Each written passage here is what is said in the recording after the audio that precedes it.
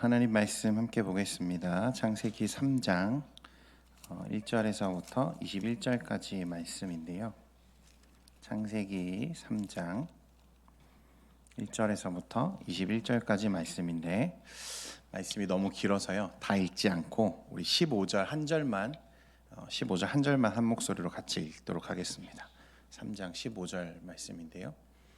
스크린 보시고 우리 한 목소리로 같이 합독하겠습니다. 함께 읽겠습니다. 시작. 내가 너로 여자와 원수가 되게 하고 내 후손도 여자의 후손과 원수가 되게 하리니 여자의 후손은 내 머리를 상하게 할 것이요 너는 그의 발꿈치를 상하게 할 것이니라 하시고 아멘. 할렐루야. 이거 새해가 돼도 여러분 이 무반응은 다시 한번 인사합시다. 할렐루야.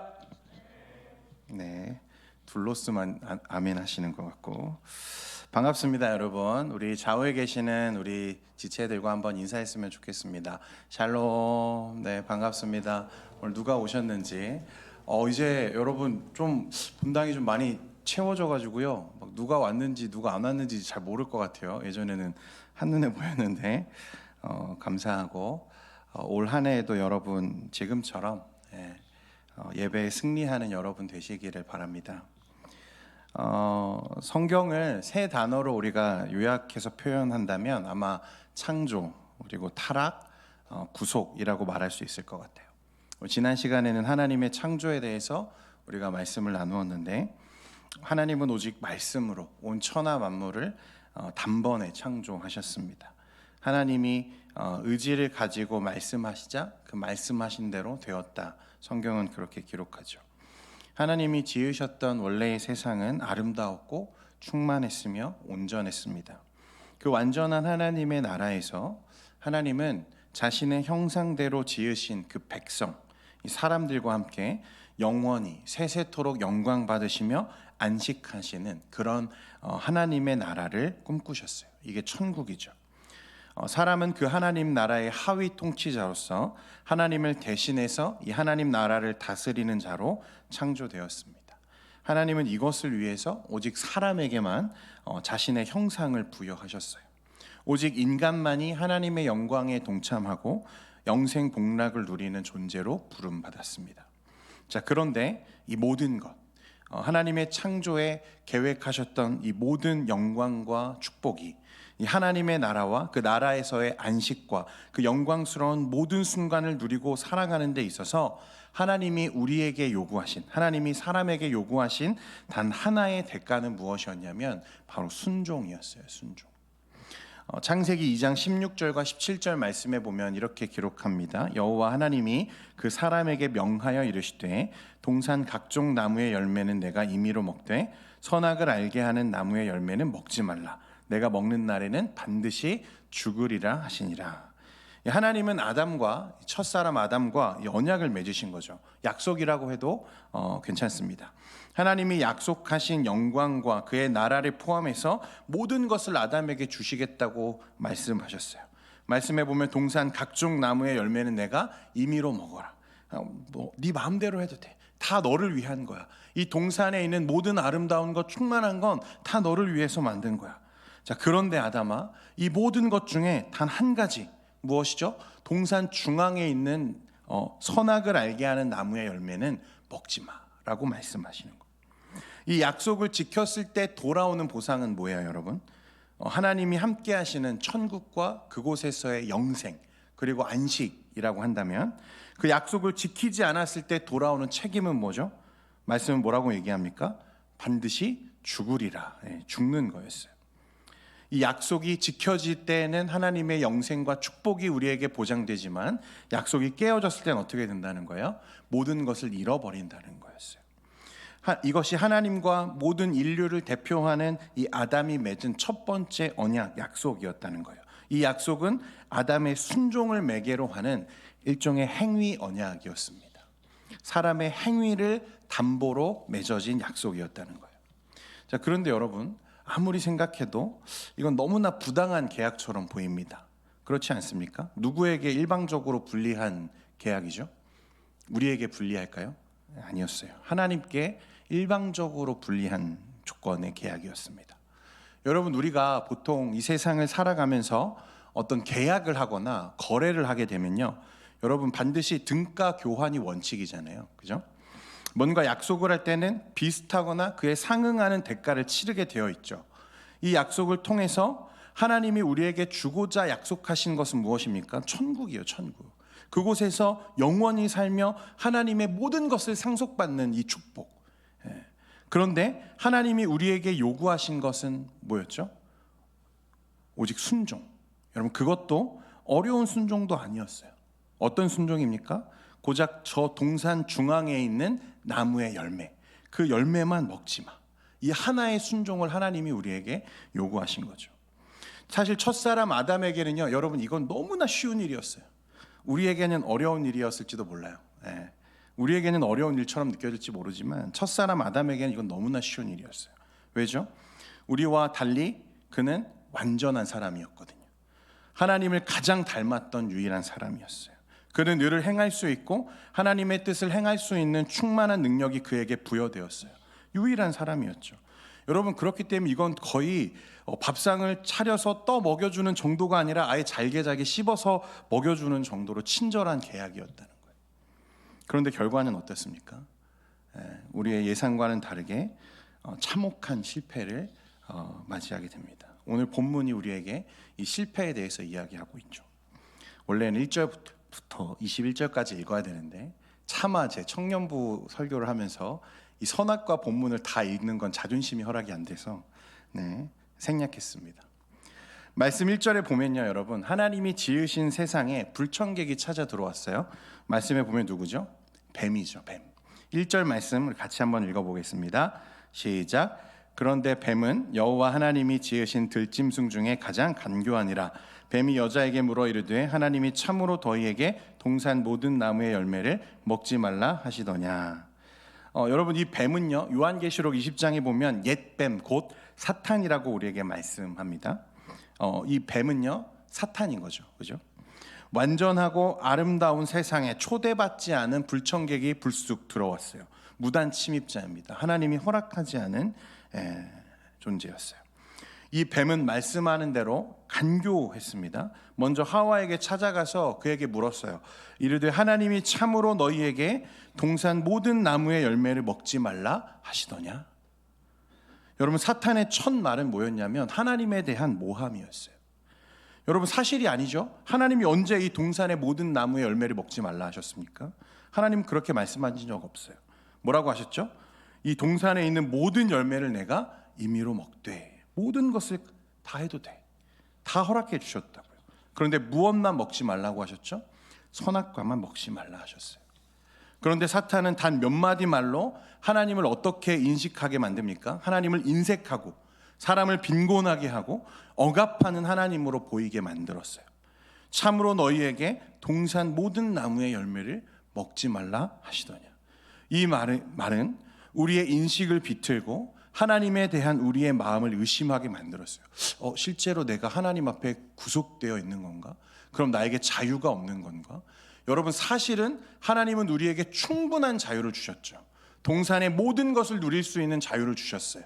억압하신 적이 없어요. 다만 하나님이 우리에게 요구하신 순종은 하나님과 우리 사이, 창조주와 피조물 사이를 가르는 그냥 단순한 하나의 순종이었을 뿐이에요. 그런데 이 사단은 이 하나님을 인색한 분으로 보이게 만듭니다. 우리를 억압하는 하나님으로 느껴지게 만드는 거예요. 교활한 속임수죠. 자, 그런데 사탄의 속임과 거짓말에 대한 이 여자의 반응을 여러분 잘 살펴봐야 됩니다. 2절과 3절 말씀 우리 같이 한번 읽겠습니다. 시작. 여자가 뱀에게 말하되 동산 나무의 열매를 우리가 먹을 수 있으나 동산 중앙에 있는 나무의 열매는 하나님의 말씀에 너희는 먹지도 말고 만지지도 말라. 너희가 어떻게 할까? 죽을까 하노라. 이 여인은 친절하게요, 이 뱀의 질문에 대답을 합니다. 동산 나무의 열매를 우리가 먹을 수 있으나. 여러분, 그런데 이 여인의 태도가, 이 대답하는 아주 친절한 이 여인의 태도가 사실상 인류가 처음으로 저질렀던 실수였어요. 여러분, 이 여인은 그리고 아담은요, 초대받지 않은 사탄이 하나님 나라에 침입했을 때 이것을 알아차리자마자 어떻게 해야 됩니까? 엄하게 책망하며 그를 내어 쫓았어야 해요. 하나님의 풍성하신 은혜와 자비를 선포하며 그를 내어 쫓았어야 합니다. 동산 나무의 열매를 우리가 먹을 수 있으나 라는 식의 대답은 충분하지 않은 행동이었어요. 왜 그런지 창세기 2장 15절 말씀에 보면 이렇게 기록해요. 여호와 하나님이 그 사람을 이끌어 에덴 동산에 두어 그것을 경작하며 지키게 하시고, 그러니까 아담이 하나님께 부여받은 사명에 대해서 말씀은 두 단어로 표현하는데 경작하다와 지키다예요. 경작은 다시 말해 일하다는 뜻이고요.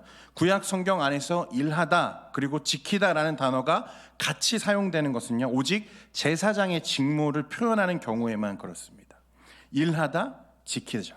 무슨 말이냐면요, 아담은 이 세상의 하위 통치자로 왕의 직무를 감당하게 하심과 동시에 하나님은 이 피조 세계를 거룩하게 지키는 제사장의 직무를 첫사람 아담에게 부여하셨다는 말이에요. 제사장, 거룩하게 지켜요. 하나님의 거룩한 동산에 사탄이 뱀의 모습을 하고 들어왔어요. 불법 침입자예요. 분명 아담과 하와는 이 뱀이 사탄이고 하나님 나라에 초대받지 않은 불의한 존재임을 인식했을 거예요. 어떻게 알 수 있죠? 그는 온전한 사람이었으니까요. 우리와 달리 죄가 없는 사람이었으니까요. 하나님의 형상이 그대로 남아있는 거룩한 사람이었으니까요. 그런데 그는 그렇게 하지 않죠.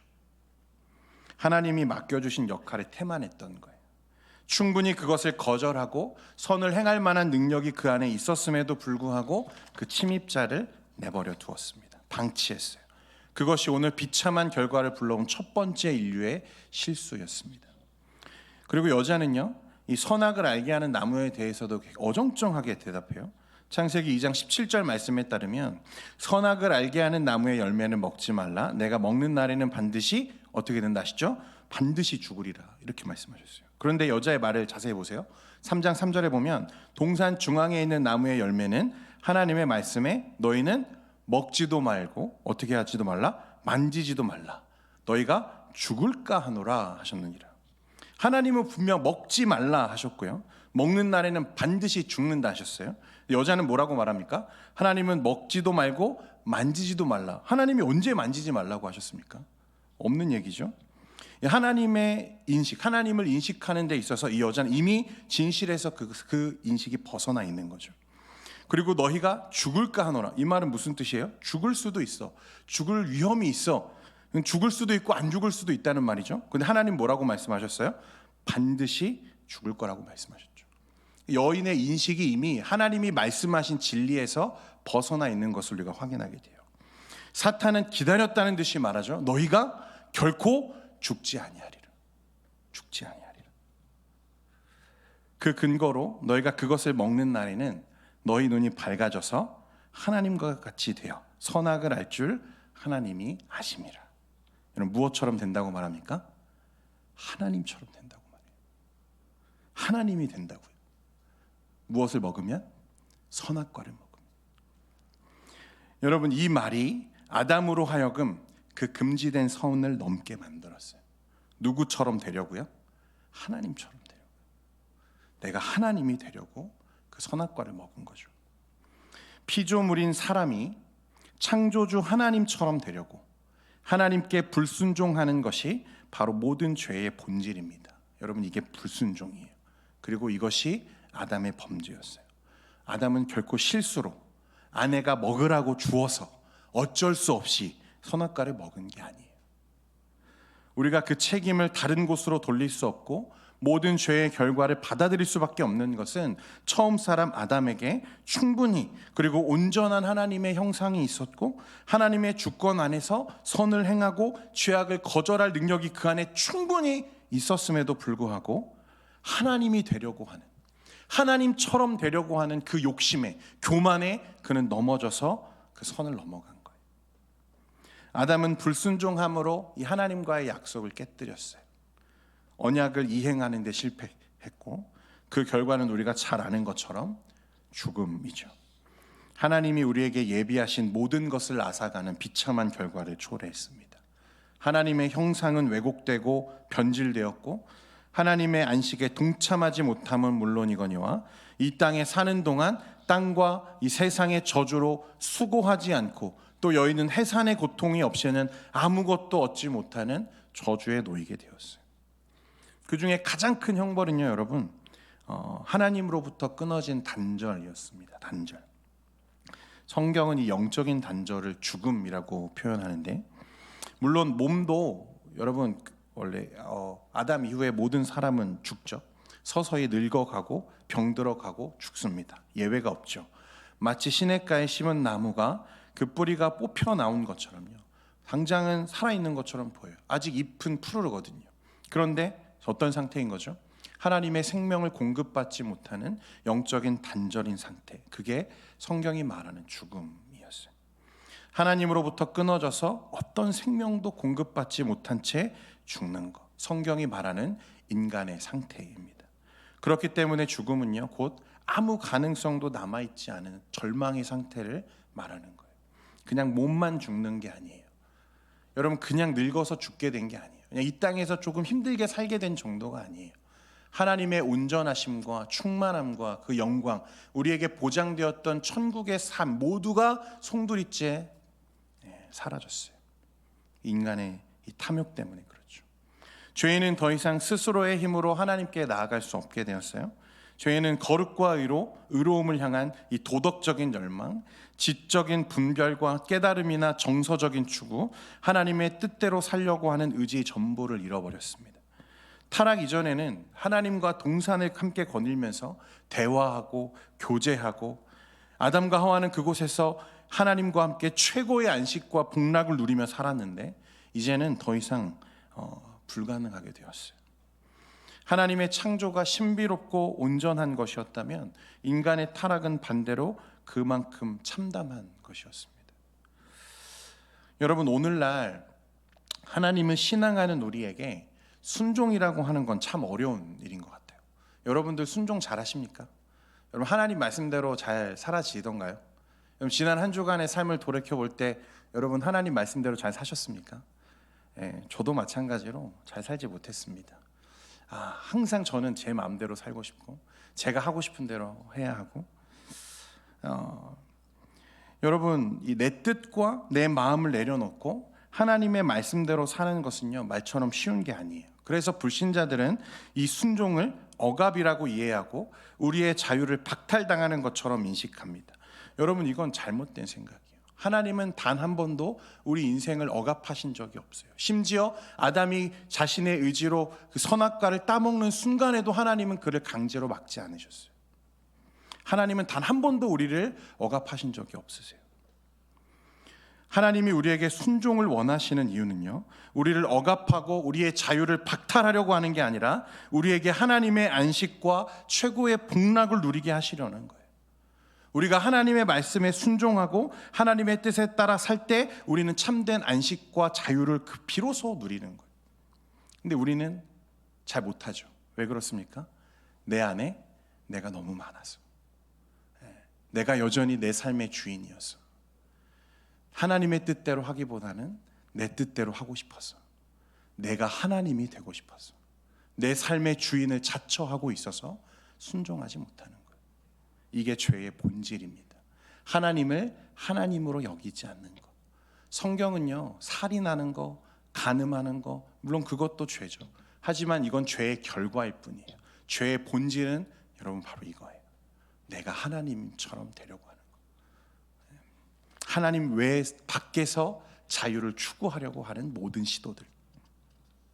사랑하는 여러분, 여러분의 삶을 주도하는 여러분 그 자리에, 그 주인의 자리에 지금 누가 앉아 계십니까? 여러분 자신이 그 자리에 앉아 있지 않습니까? 여러분, 이것을 점검하셔야 돼요. 이게 기독교 신앙의 본질입니다.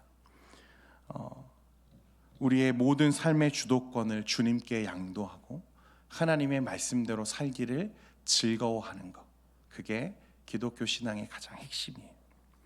자, 여러분, 이제 이야기를 한 가지만 더 진행을 해보겠습니다. 자, 하나님과 사람 사이에 맺어졌던 이 행위 언약, 순종을 대가로 하나님의 모든 영광을 누리게 되는 이 행위 언약은 깨어졌고 실패했죠. 자, 그런데 여러분, 만약 하나님과 우리의 이야기가 여기서 끝났다면요, 더 이상 우리에게는 아무런 소망도 남아있지 않고 이 저주의 굴레 속에서, 죽음과 사망의 이 결박 속에서 아무리 발버둥쳐도 벗어날 수 없는 이 굴레 속에서 비참하게 살다가 또 비참하게 죽었을 거예요.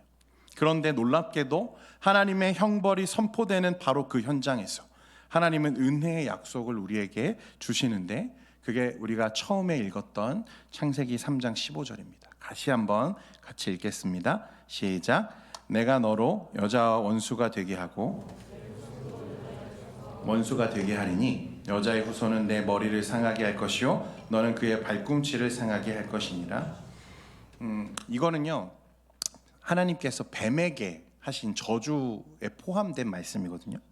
이 말씀만으로는 여인의 후손이 누구인지, 또 여인의 후손이 뱀의 머리를 상하게 한다는 게 어떤 의미인지 잘 알 수 없지만, 분명한 것은 이후로, 이 사건 이후로 여자의 후손인 이 하나님의 백성과 뱀의 후손인 타락한 이 사단의 후손, 그 뱀의 후손들이 원수로 살아가는 이 영적인 구도와 전쟁이 앞으로 끊임없이 지속될 것을 우리에게 말씀하고 있죠.